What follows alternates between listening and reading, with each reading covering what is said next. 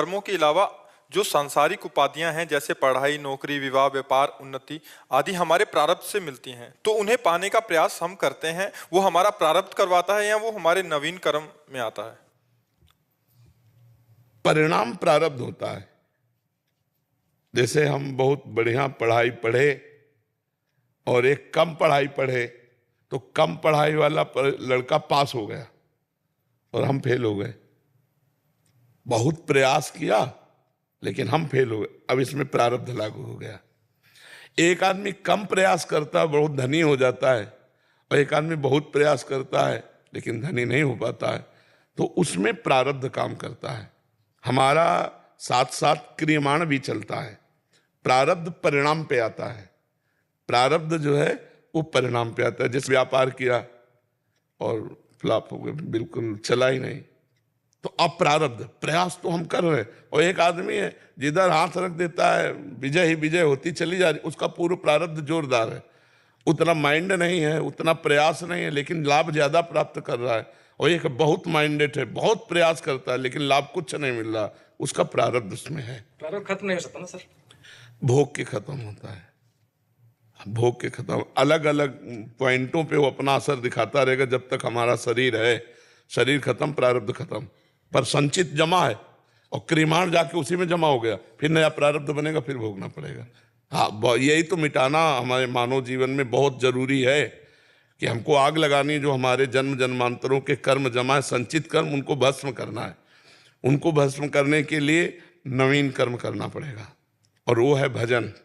भजन रूपी कर्म के द्वारा ही हम संचित कर्म को भस्म कर सकते हैं, दूसरा कोई ऐसा कर्म नहीं। दान, पुण्य, तीर्थयाटन, ये सब पुण्य के अंदर शुभ कर्मों के अंतर्गत आएगा। लेकिन हम राधा राधा राधा, कृष्ण कृष्ण, राम राम, हरि शिव शिव, जो नाम जपेंगे उससे हमारा संचित कर्म भस्म हो जाएगा। सर अगर परहित किया जाए तो उससे कुछ कम हो सकता है? भगवत भावना से, भगवत भावना, मनुष्य समझ के नहीं। मनुष्य समझ के करोगे तो 1 रुपया दोगे 100 रुपया मिल जाएगा, लेकिन भगवान समझ के करोगे तो ये तुम्हारे कर्म संस्कार को भस्म कर देगा। अच्युत भावना विहीन कर्म शुभ और अशुभ, और अच्युत माने भगवान, भगवत भावना युक्त कर्म वही कर्म। जैसे हम विद्या अध्ययन कर रहे हैं और उसको हम मान लें कि ये मेरी भगवान की पूजा है, और 4 घंटे अध्ययन को भगवान को समर्पित कर दिए, वो शुद्ध पूजा बन गई। और पूजा कर रहे हो और रुपए के लिए कर रहे हो, तो यद्यपि पूजा है पर वो पूजा नहीं मानी जाएगी, क्योंकि आपका अर्थ लक्ष्य है। और वो किसानी कर रहा है लेकिन लक्ष्य उसका भगवान है, तो किसानी भी उसकी पूजा हो गई। मान लो बॉर्डर पे खड़ा हुआ है, भगवान की प्रसन्नता के लिए, राष्ट्र की सेवा में खड़ा है, अब आतंकवादी ने गोली मार दिया और उसकी पूजा बन गई। गोली मारना, हत्या करना भी पूजा बन गई। हमारा लक्ष्य क्या है, उद्देश्य क्या है, ये देखना खास बात है। कर्म उद्देश्य के साथ महान और नीच हो जाता है। उद्देश्य महान तो कर्म महान। कर्म और उद्देश्य, उसका बहुत प्रभाव है। अगर हमारा उद्देश्य महान है तो नीच कर्म भी महान हो जाएगा, और अगर हमारा उद्देश्य नीच है तो महान कर्म भी नीच बन जाएगा।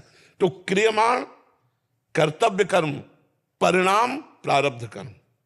प्रारब्ध उसका फल देगा। तभी भगवान ने कहा सुख दुखे समय कृत्वा लाभा लाभो जया जयो। सुख दुख में, लाभ हानि में, जय पराजय में समान भाव रखकर अपने कर्म को अवश्य करते रहो। अपने कर्म को करते रहो। जो तुम चाहे विद्यार्थी हो, डॉक्टर हो, मास्टर हो, किसान हो, अपने कर्तव्य कर्म को करते रहो। यही भगवान का आदेश है। कामना तनेजा जी। महाराज जी, आपके चरणों में कोटि कोटि प्रणाम। महाराज जी, किसी भी बात पर आप अपने आप को कोसना कैसे बंद करें? नाम जप करो, खाली क्यों रहते हो? नाम जप करो। नाम जप से इतना बल आएगा कि आपसे कोसने वाले कार्य ही नहीं होंगे। आपकी सोच पवित्र हो जाएगी। पवित्र सोच दूसरों को भी आनंद देती है और खुद आनंद देती है। नाम जप करो।